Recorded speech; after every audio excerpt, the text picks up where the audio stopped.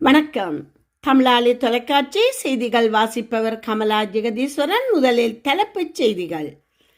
இலங்கையில் அனுராவை போன்று தமிழகத்தில் வரலாறு படைக்கப் போகும் விஜய்.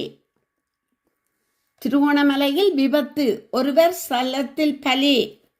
வெளிநாடுகளில் கைதான 13 பாதாள உலகக்குழு உறுப்பினர்கள் விரைவில் நாட்டுக்கு. அமெரிக்கா முற்றுகை நீங்கும் வரை ஹோர்மோஸ் யாருக்கும் அனுமதி இல்லை. விடாப்பிடியாய் ஈரான். ஒரே இரவில் சாம்பலான 1000 வீடுகள். மலேசியாவை உலுக்கிய பெரும் அனர்த்தம். ஈரானிய சரக்கு கப்பலை சிறைபிடித்த அமெரிக்க படைகள்.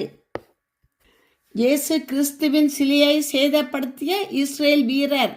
வெடித்த சர்ச்சை. ஈரான் போரால் பெரும் இழப்பை சந்தித்துள்ள உலகம். $50 பில்லியன் நஷ்டம். இனி பேச்சுக்கே இடமில்லை. ட்ரம்பின் எச்சரிக்கையால் ஈரானுக்கு காத்திருக்கும் சிக்கல். அமெரிக்கா ஒரு எதிரியைப் போல செயல்படுகிறது. கனடிய பிரதமர். இனி தொடர்கிறது விரிவான செய்திகள். இலங்கை அரசியலில் ஒரு சாதாரண பின்னணியில் இருந்து வந்து பெரும் அரசியல் சக்தியை வீழ்த்தி அனுரா குமார திசநாயக்கா எப்படி வரலாறு படைத்தாரோ அதே போன்றதொரு மாற்றத்தை தமிழகத்தில் விஜய் ஏற்படுத்துவர் என்ற எதிர்பார்ப்பு எழுந்துள்ளது. நீண்ட காலமாக ஆட்சியில் இருந்த பாரம்பரிய கட்சிகளுக்கு மாற்றாக அனுரா உருவெடுத்து போலவே தமிழகத்தில் திமுக அதிமுக இரு அரசியல் வியூகத்தில் மாற்றம் ஏற்படும் என சர்வதேச பரப்பில் தெரிவிக்கப்படுகின்றது. அனுராவின் வெற்றிக்கு இளைஞர்களின் ஆதரவு எப்படி முதுகெலும்பாக இருந்ததோ அதே போல விஜயின் தமிழக வெற்றி கழகம் டிவிகே இளைஞர்களையும் முதல் முறை வாக்காளர்களையும் குறிவைத்து களம் இறங்கியுள்ளதாக அரசியல் ஆய்வாளர்கள் தெரிவிக்கின்றனர். ஊழலற்ற நிர்வாகம் மற்றும் அடிப்படை மாற்றத்தை விரும்பும் மக்கள் அனுராவை அங்கீகரித்தது போல் விஜய்க்கும் ஒரு வாய்ப்பு வழங்கக்கூடும் என அரசியல் நோக்கர்கள் கருதுகின்றனர். திருவோணமலை கப்பல் துறை பகுதியில் நேற்றிரவு இடம்பெற்ற விபத்தில் இளைஞர் ஒருவர் உயிரிழந்துள்ளார். வான் மற்றும் மோட்டார் சைக்கிள் நேருக்கு நேர் மோதியதில் இந்த விபத்து ஏற்பட்டுள்ளது. மோட்டார் சைக்கிளில் பயணித்த 36 வயதுடைய எஸ் நிரோஜன் என்பவர் சம்பவ இடத்திலேயே உயிரிழந்துள்ளதாக தகவல் வெளியாகி உள்ளது. மேலும் அவருடன் பயணித்த 47 வயதுடைய ஜீவராணி என்பவர் கையில் கடுமையான காயம் ஏற்பட்டு தற்போது திருவோணமலை பொது வைத்தியசாலையில் சிகிச்சை பெற்று வருகிறார். உயிரிழந்தவரின் சடலம் தற்போது திருவோணமலை பொது வைத்தியசாலையில் வைக்கப்பட்டுள்ளது. இந்த விபத்து தொடர்பான மேலதிக விசாரணைகளை சீனகுடா போலீசார் மேற்கொண்டு வருகின்றனர். வெளிநாடுகளில் கைது செய்யப்பட்டுள்ள 13 பாதாள உலக குழு உறுப்பினர்கள் விரைவில் நாட்டுக்கு அழைத்து வரப்பட உள்ளதாக தெரிவிக்கப்படுகிறது. போலீஸ் மா அதிபர் பிரியந்த வீரசூரிய இந்த விடயத்தை தெரிவித்துள்ளார். சர்வதேச போலீசாருடன் இலங்கை போலீசார் இணைந்து மேற்கொண்ட விசாரணைகள் மற்றும் சுற்றி வளைப்புகளின் விளைவாக சந்தேக நபர்கள் கைது செய்யப்பட்டுள்ளனர். கடந்த 12 மாத காலப்பகுதியில் வெளிநாடுகளில் பதுங்கியிருந்த சுமார் 32 பாதாள உலக குழு உறுப்பினர்கள் கைது செய்யப்பட்டு நாட்டுக்கு அழைத்து வரப்பட்டுள்ளதாக தெரிவித்துள்ளார். இந்த நபர்கள் பாரிய குற்றச் செயல்களுடன் தொடர்புடையவர்கள் என அவர்கள் சுட்டிக்காட்டியுள்ளனர். எதிர்வரும் நாட்களில் நாட்டுக்கு அழைத்து வரப்பட உள்ள பாதாள உலக குழு உறுப்பினர்களில் கொண்டே ரஞ்சி, படுவத்தே, சாமரா, பனத்தே, லொக்குமல்லி போன்ற பிரபல பாத உலக குழு உறுப்பினர்களும் உள்ளடங்குவதாக போலீஸ் மா அதிபர் பிரியந்த வீரசூரிய தெரிவித்துள்ளார். அமெரிக்கா முற்றுகை நீக்கப்படும் வரை ஈரானிய துறைமுகங்களுக்கு செல்லும் அல்லது அங்கிருந்து புறப்படும் கப்பல்களுக்கு ஹார்மூஸ் ஜலசந்தி மூடப்பட்டிருக்கும் என்று ஈரான் தெரிவித்துள்ளது. மூடப்பட்ட ஜலசந்திக்குள் நுழைய முயற்சிக்கும் எந்த ஒரு கப்பலும் எதிரியாக கருதப்பட்டு தாக்கப்படும் என்று ஈரானின் இஸ்லாமிய புரட்சிகர பாதுகாப்பு படை IRGC கடற்படை ஞாயிற்றுக்கிழமை எச்சரித்துள்ளது. பாகிஸ்தான் தலைநகர் இஸ்லாமாபாத்தில் 2ஆம் கட்ட அமைதி பேச்சுவார்த்தை நடக்கும் என அமெரிக்கா தெரிவித்திருந்த நிலையில் அப்படி எந்த திட்டமும் இல்லை என ஈரான் மறுப்பு தெரிவித்துள்ளது. முன்னதாக நேற்று ஈரானுக்கு இது கடைசி வாய்ப்பு, ஒப்பந்தத்துக்கு வராவிட்டால் ஈரானின் உட்கட்டமைப்புகள் அனைத்தும் அளிக்கப்படும் என ட்ரம்ப் மிரட்டல் விடுத்திருந்த நிலையில் ஈரான் இவ்வாறு தெரிவித்துள்ளது. ஹோர்மோஸ் ஜலசந்தி கட்டுப்பாடு, அணு ஆயுதத்துக்கான யுரேனியம் செறிவூட்டலை கைவிடுவது உள்ளிட்டவற்றில் கருத்து வேறுபட்டால் கடந்த வாரம் பாகிஸ்தானில் இரு நாடுகள் இடையே நடைபெற்ற முதற்கட்ட பேச்சுவார்த்தை தோல்வி அடைந்தது. இதைத் தொடர்ந்து ஈரான் துறைமுகங்களை அமெரிக்கா கடற்படை முற்றுகையிடும் என ட்ரம்ப் அறிவித்தார். மேலும் ஈரான் அமெரிக்கா இடையே ஏற்பட்ட 2 வார போர் நிறுத்தத்தில் ஒரு வாரம் முடிவடைந்த நிலையில் இன்னும் ஒரு வாரத்தில் சுமூகமான தீர்வு எட்டப்படவில்லை என்றால் மீண்டும் முழு அளவிலான போர் மூளும் என அஞ்சப்படுகிறது. மலேசியாவின் சபாம் மாநிலம் சந்துக்கான மாவட்டத்தில் உள்ள கம்பம் பஹாகா என்ற மிதக்கும் கிராமத்தில் அதிகாலை 1:32 மணியளவில் ஏற்பட்ட கோர தீ விபத்தில் சுமார் 1000 வீடுகள் முற்றிலும் எரிந்து சாம்பலாயின. மரத்தூண்களால் கட்டப்பட்ட மேல் கட்டப்பட்டிருந்த இந்த வீடுகள் மிக நெருக்கமாக இருந்ததாலும் பலத்த காற்று வீசியதாலும் மிக வேகமாக பரவியது. சாலைகள் குறுக்கலாக இருந்ததால் தீயணைப்பு வாகனங்கள் சம்பவ இடத்துக்கு செல்ல முடியாமல் போனதுடன் கடல் நீர் மட்டம் குறைவாக இருந்ததும் மீட்பு பணிகளில் பெரும் சவாலை ஏற்படுத்தியது. இந்த விபத்தில் 9,000க்கும் மேற்பட்ட மக்கள் தங்கள் வாழ்வாதாரத்தை இழந்துள்ளனர். எனினும் அதிர்ஷ்டவசமாக உயிர் சேதம் ஏதும் ஏற்படவில்லை என உறுதி செய்யப்பட்டுள்ளது. மலேசியா பிரதமர் அன்வர் இப்ராஹிம் இந்த சம்பவத்துக்காக தனது ஆழ்ந்த வருத்தத்தை தெரிவித்ததுடன் பாதிக்கப்பட்டவர்களுக்கு தேவையான உடனடி உதவிகளை வழங்க உத்தரவிட்டுள்ளதாக சர்வதேச ஊடகங்கள் செய்தி வெளியிட்டுள்ளன.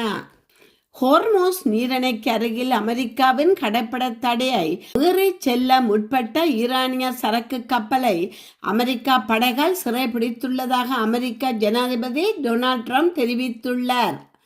இது தொடர்பில் ட்ரம்ப் சமூக வலைத்தளத்தில் பதிவிட்டுள்ளதாவது: தூஸ்கா என்ற பெயருடைய அந்த கப்பலை ஓமான் வளைகுடாவில் அமெரிக்கா கடற்படை பலமுறை எச்சரித்ததாகவும் அதனை குறித்த கப்பலின் மாலுமிகள் பொருட்படுத்தாது சென்றமையினால் தாக்குதல் நடத்தி சிறைபிடித்ததாகவும் தெரிவித்துள்ளார். கைப்பற்றிய அந்த கப்பலில் என்ன இருக்கிறது என்பதை சோதித்து வருகின்றார் என்றும் அவர் மேலும் குறிப்பிட்டுள்ளார். ஈரானின் துறைமுகத்தை நோக்கி சென்ற அந்த கப்பலுக்கு அங்கு பயணிக்க வேண்டாம் என 6 மணி நேரமாக எச்சரிக்கை விடுக்கப்பட்ட அமெரிக்க ஜனாதிபதி தெரிவித்துள்ளார். இந்நிலையில் ஈரானிய சரக்கு கப்பலை சிறைப்பிடித்தமைக்கு ஈரான் தமது கண்டனத்தை வெளியிட்டுள்ளது. தெற்கு லெபனானில் இயேசு கிறிஸ்துவின் சிலையை சுத்தியலால் அடித்து சிதைக்கும் புகைப்படம் சமூக வலைத்தளத்தில் வைரலாகி சர்ச்சையை ஏற்படுத்தி வருகின்றது. இஸ்ரேல் இராணுவம் லெபனானில் நடத்தி வரும் தாக்குதல்களுக்கு இடையே இஸ்ரேலிய வீரர் ஒருவர் இயேசு கிறிஸ்துவின் சிலையை சுத்தியலால் அடித்து சிதைக்கும் புகைப்படம் சமூக வலைத்தளத்தில் வெளியாகி உள்ளது. இப்புகைப்படத்தின் உண்மைத்தன்மையை சோதிக்கும் விதத்தில் விசாரணைகள் மேற்கொள்ளப்பட்டு வருகின்றதாக அந்த தகவல்கள் மேலும் தெரிவிக்கின்றன. ஈரான் போர் தொடங்கி 50 நாட்களுக்கு பின்னர் உலகிற்கு ஏற்பட்ட எண்ணெய் இழப்பின் மதிப்பு $50 பில்லியன் தாண்டியுள்ளதாக சர்வதேச ஊடகங்கள் தெரிவிக்கின்றன. இந்த நொடியின் தாக்கம் எதிர்வரும் மாதங்களில் மட்டுமல்ல பல ஆண்டுகளுக்கு உணரப்படும் என்றும் ராய்ட்டர்ஸ் செய்தி வெளியிட்டுள்ளது. ஈரான் போரை முடிவுக்கு கொண்டு வருவதற்கான ஒரு உடன்பாடு விரைவில் எட்டப்படும் என்று நம்புவதாக அமெரிக்க ஜனாதிபதி டொனால்ட் ட்ரம்ப் கூறியுள்ளார்.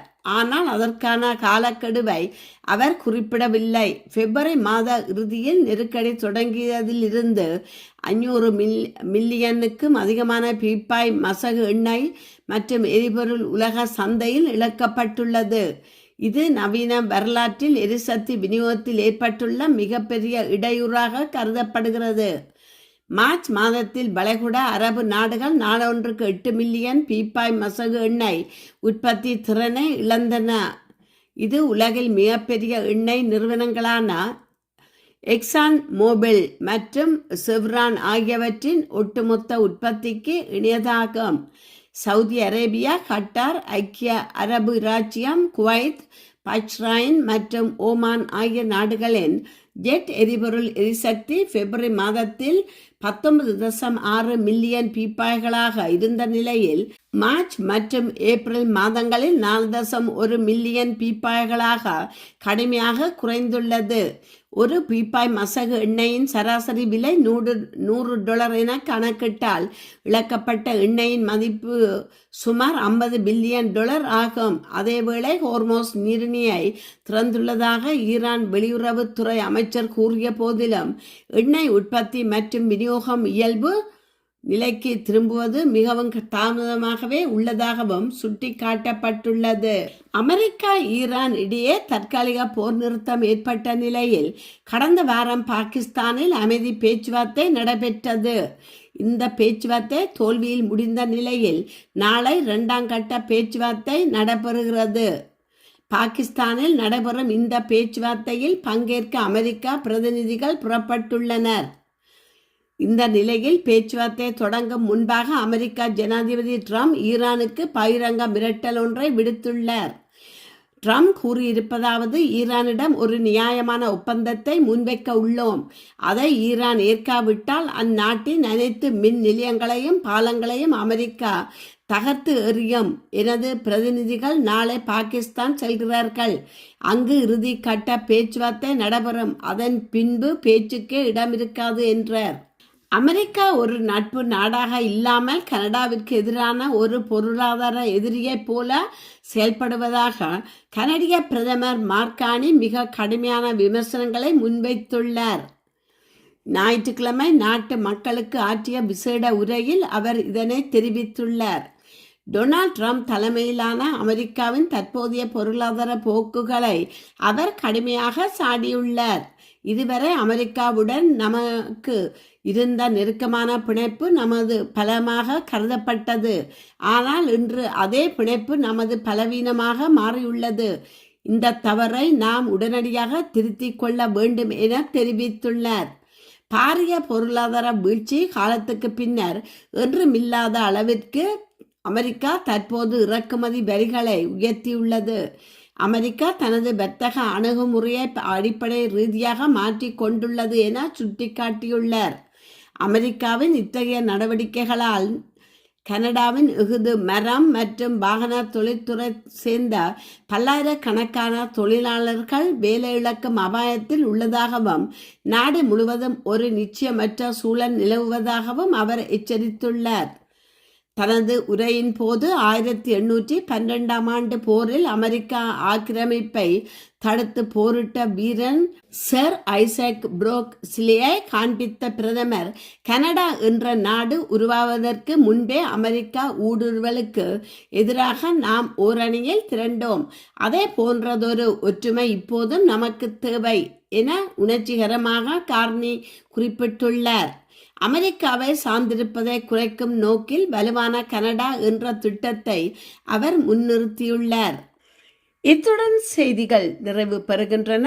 மீண்டும் மற்றொரு செய்தியூடாக உங்களை சந்திக்கும் வரை வணக்கம் கூறி விடைபெறுபவர் கமலா ஜெகதீஸ்வரன். நன்றி.